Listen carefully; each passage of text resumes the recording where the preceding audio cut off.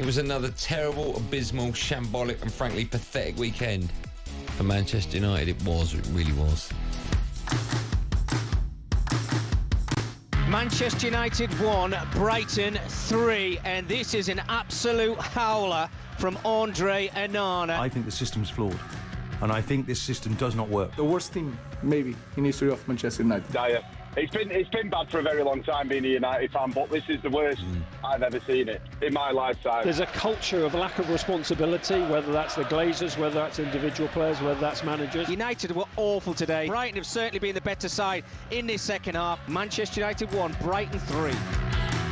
Yes, another poor performance from Manchester United. They got beat 3-1 to Brighton at the weekend. Red Devils have just 2 Premier League wins in their last 9. The United gaffer Ruben Amorim spoke to the media after the game, had some very harsh words for his players.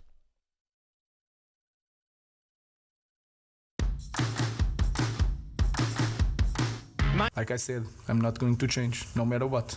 And I know we can succeed, but we need to survive this moment because I'm not naive. And I know that we need to survive now. So we are being the worst team, maybe, in history of Manchester United. I know that you want headlines, but I'm saying that because we have to acknowledge that and to change that. So here we go, your headlines. I don't really know where to begin here. Let me ask you the question that a lot of people have asked me. Do you think he was right to say what he said? I'm not asking you for whether or not you thought the context of what he was saying was right. Just the fact that he's come out and said that about his players. What did you make of that first? Well, it could either go one or two ways. Either you're going to get players very quickly going, who's this guy I think he is? Like, he's put us in this system, it's not working. And on the flip side, I quite agree with what he's saying because he's basically alluding to the players that you guys are not good enough. Like, your performances have been shocking. So I've got no problem. And he's probably right in what they're saying because at the minute, Manchester United look like they can get beat by any team in the Premier League at any given moment. And when I say this, I think you probably won't agree with me, but I think it's the case, right? In this season's Premier League, pound for pound, Manchester United are the worst team in the Premier League this year, pound for pound.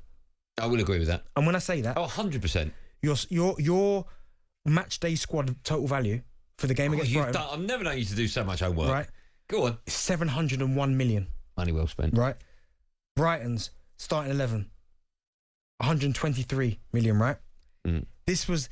I mean, sorry, that's your match day squad. I've never known you to do this much homework. It's unbelievable, man, homework. Brighton's total starting 11 was 123 million. Yours was 416 million, right? Your defence... Oh, my God, look at you. That's right. Who's done all this? You didn't do this. Did you get Neil to do this for you? No, not Neil. Neil would never do it, right? That's a good point. Right, right, so your defence, excluding goalkeepers, this defence, 217.5 million. That's what you spent on that defence. Well, that's nonsense, because I've only got 3 players in our defence. Well, look at the prices, right? All right, well, Maguire was 80. Yeah. Then Euro was 40. No, he wasn't. How much was he? Yenny Loro was 58 million. All right, that's 138. And De Ligt was what? De Ligt was, let me just get that for you, 42. All right, it's about 170. What did you just say? 270 million. There you go. You've added another 100 million. Excluding goalkeepers, right?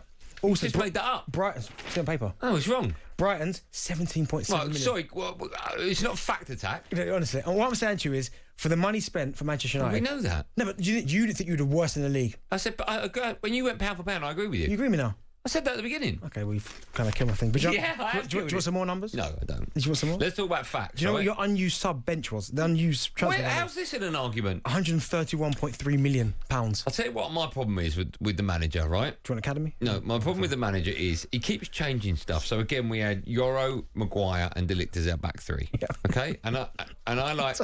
Why are you laughing? Sorry. All these facts and figures.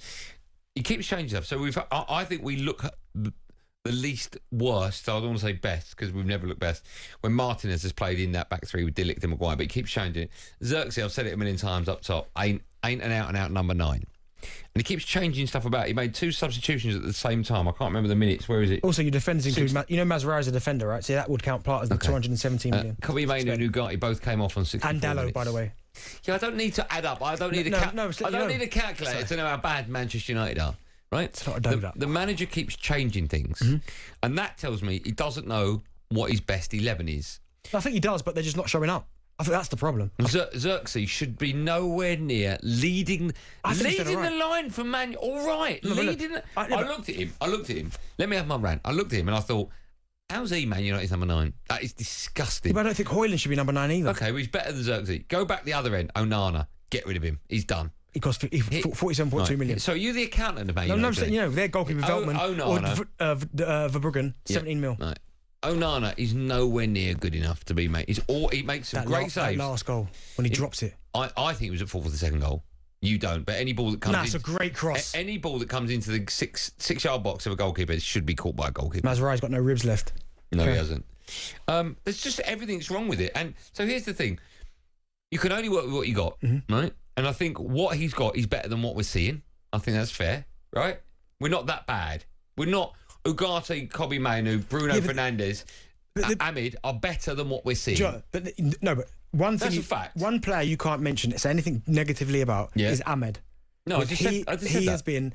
But sometimes we all are looking on paper and looking at Manchester United's team and we're going, they should be doing much better. But maybe the players are just not as good as people assume them to be. Bruno's a good player. Okay, he is a good player. Ahmed's a good player. Yeah, but he's shown up, so I'm not even tweeting it, yeah? Kobe Mainoo's a good player. Okay, but you're saying good players, but where... Well, better than what I'm seeing. We got beat 3-1 at home against Brighton. It was 3-1, wasn't it? Yeah, we scored a penalty. Our only shot on target, by the way, was a penalty. If it wasn't for Ahmed, you got beat by the worst team in the league. It was Southampton, yeah. And that's why I say, pound for pound, you're the worst team in the Premier League. One of the questions I have is we constantly have a pop at Ange Postecoglou for not changing it. I know he changed it against Everton, but not changing Spurs. Constantly playing the same way, 4 at the back, pushing. Such a high line and getting caught. Why are we allowing Ruben Amorim, who I believe will get it right, but why are we allowing him to constantly play the same system and get it wrong and not question it? Because he is trying to find a system. That system works for him. So he got success with that system. Not with the players he's got. But he just got it. And I think he's got to a point now where, and Ange's a little bit with that yesterday with us changing to a 3, which I found bizarre. But for Ruben Amorim, he's trying to instill his beliefs and his system to this team. Now, if he was to break now and go back to the tried and trusted 4-3-3 or whatever system you want to play, there might be some players in that dressing room might go, he's broken already. Do you know what I mean? So then you're then letting the players dictate to what you want to do. And I think the players have been allowed to do that for too long. So I think that's why he's going, I don't care how bad it's going to get. Until these players understand this is the system we're going to play, we'll continue to do it. Because if you start bending because this player doesn't like it, this player doesn't like it. We're not even close. He'll never succeed. Are we worse now than when Erik ten Hag was there? I think we are. You think you're worse? Would you have him back? No. Because he won't make it better, but I think we're worse now. Would you agree with that? Yeah, I've not seen Manchester United this bad ever. No. Man United, at the moment, go on. Teams are coming to Old Trafford, and I know it's very different times, but I remember going to Old Trafford and it being, oh my goodness. You lost something in the coach? Not even the coach, that before. Yeah. You're thinking, Man United, what am I going to get a touch here in the box? Am I going to get a shot off? Yeah. Now, Southampton, who we have on this show, have said, they've got 6 points.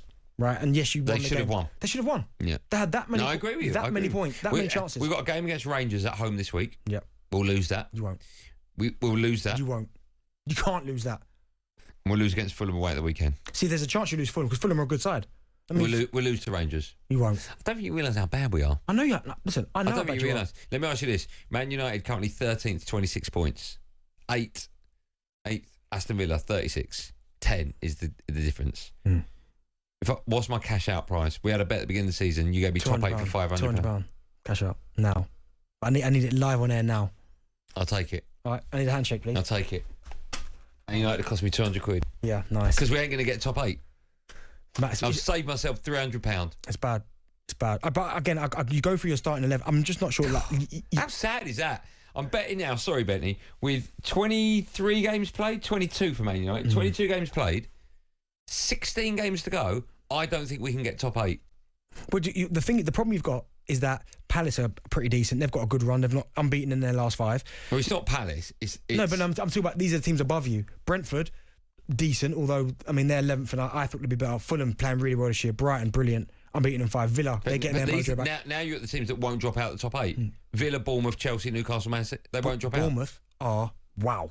They really are wow. Wow when they go forward. But no, It's poor. It's a poor state of affairs. Really poor. We'll take calls from Man United fans. 0371 722 3344. How much blame, percentage-wise, how much blame do you give the manager? He's got to take some of it, right? Yeah, of course. We pat him on the back when they get a win. Yeah, of course. Whenever they. But it's been the same players for the last 4 or 5 years, so they have to take a lot of the blame. Manager percentage terms. 10%. Is that all? He just got here. Okay. He just got it. What could he just got here? 0371 722 3344. A very quick word about Brighton, because they've got no column inches and they should be getting all of them. Yeah. Because they are fantastic and Brilliant. they deserved everything from that game. Absolutely everything. When it works for them, it really works. I mean, they've got Mintar, who's got a good goal. You've got Matoma, Ruter coming off the bench. João Pedro, good player, which I thought his goal should have stood, by the way. He went to VAR and they said the kick on the foot. But why do you think they should have stood? I mean, it was a foul. Was it though? Is every contact a foul?